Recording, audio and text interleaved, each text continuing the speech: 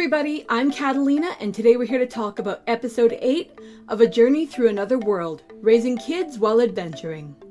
After saying our farewells to the mermaids and being given a lovely lunch in return, with a mild joke about Takumi potentially becoming an old man if he eats it, we actually moved on to an interesting narrative structure for this episode, where the episode was essentially split into two parts, with each part having a major and minor part within it. In the first half of the episode, we get this fantastic adventure through a water-themed cavern where we actually end up getting a lot of seafood, and we fight some crab creatures, and we fight some kind of arrow dragon at the end, and it was pretty cool.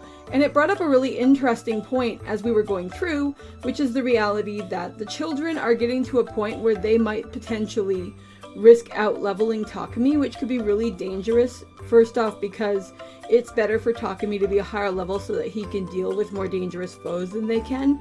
And secondly, because if they start to outpace him too much, it's going to draw attention to them and they could actually be in danger, or even be potentially at risk of being kidnapped or snatched, as we almost saw happen with that slaver in a previous episode.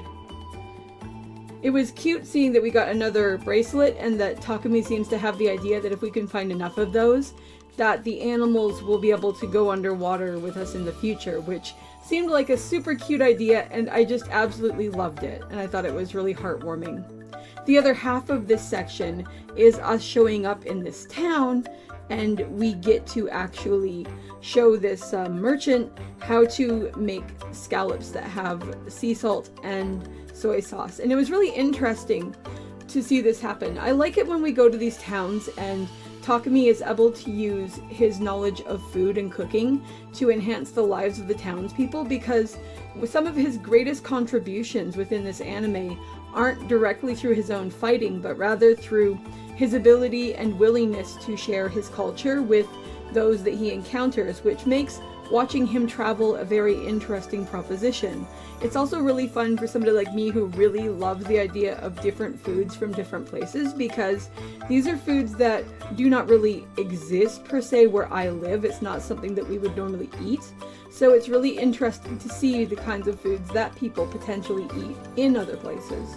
Seeing that in a fantasy setting just adds icing to the top of the cake and makes for an incredibly lovely experience. I've enjoyed it each time it's happened, every time he cooks for the kids, when he made the breads in the first town, and then again here. I'm not going to be silly and say I'd necessarily try all of these things, because I can be a picky eater, but seeing them and seeing people react to them and hearing about them is definitely fascinating. In the second half of the episode, we actually get more of a buy and sell situation that you'd get if you were playing an RPG and went into a town. And this was done in a really fun way. I don't think we've really seen too much of this. We've seen some fabric be purchased in a previous episode for a hair ribbon for Elena, but this time around we see the making of some pendants and we see the making of some armor. And it's really interesting to see how the people who are going to make these items for us are reacting to the fact that we have the materials needed to make this happen.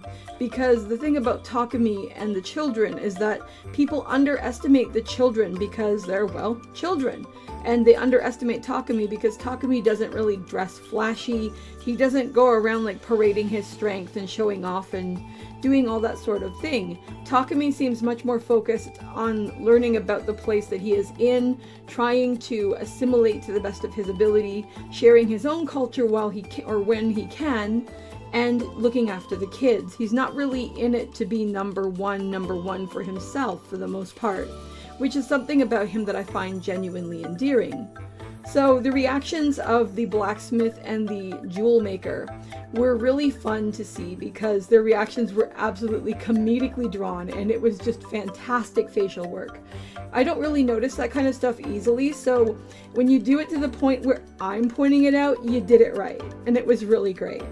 The other thing that we get in this section is actually a situation where we go to the temple and we talk with Syl, and this was really interesting too, because we actually are able to tell Syl that we've learned the truth about the children and the reality that they are the children of the water god, and we actually ask him whether there is a way that they can meet their father. And Syl's reaction is kind of cautious and stuff, so I wonder whether there's something going on. There are a variety of possibilities that could be going down. Is the water god shunning the children because he did something outside of, like, maybe a marriage or something, like a Zeus situation? Is the water god shunning the children because there's something wrong in the water kingdom and it makes it so it's not safe for him to bring them there? Or maybe they can't go there because they're human? Although that one doesn't seem as solid because we do have the bracelets, so I don't think there's quite as much of a distinction as we would necessarily believe in the real world with regard to that. Or, most alarmingly and concerningly, is the water god in some kind of peril where he can't actually meet his children, can't actually look after his children? Something has happened to them, or to him rather. And that would be very potentially upsetting, but it would also give us something to work toward correcting as we start to move toward the final parts of the series.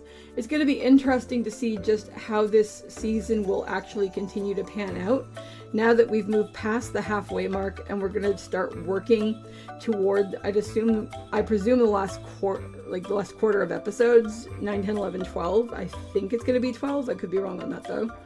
So it'll be interesting to see how the story structure will work. I mean, this has been a largely episodic and easygoing anime, but at the same time, it's done a good job at actually making good on the promises that it's given us as far as what it's going to do with its story. And it's done a good job at making sure that we kind of understand a general plot and pacing of where we're going. Will we end up going back to that cavern that we were in, that like underground place with the 30 levels? Will we end up going and looking for the dad? Will we end up getting to do something where we interact more with Syl?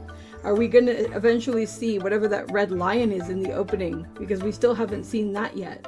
It's definitely intriguing, and it's going to be really fun to see what happens. Overall, though, I thought this was a fun and enjoyable episode. I really love this show, and how cute and laid back it is. A lot of times when I'm doing some of my other hobbies, one of which is book blogging, we see a lot of talk of a concept called cozy fantasy, and this show fits the bill better than almost anything I've ever seen. It's just really cozy and warm and chill and happy, but it has all of the fantasy vibes you'd want, especially when we talk about like viewing tropes from tabletop or old school traditional JRPGs. It's just lovely. It's really cool because I have 2 shows that are using that kind of concept this season, one which is this and the other one which is Quality Assurance in Another World. And how differently they utilize them and how differently they're telling stories with them is something I find really impressive. I mean, even something like Failure Frame is kind of using that stuff to an extent, but not quite in the same way I'm talking about with these 2 shows. But it's really interesting to see how differently a soul concept can actually be used when you add other things to it, which is one of the cool things about writing. Anyway, though, I'm starting to ramble, so let's wrap this up here.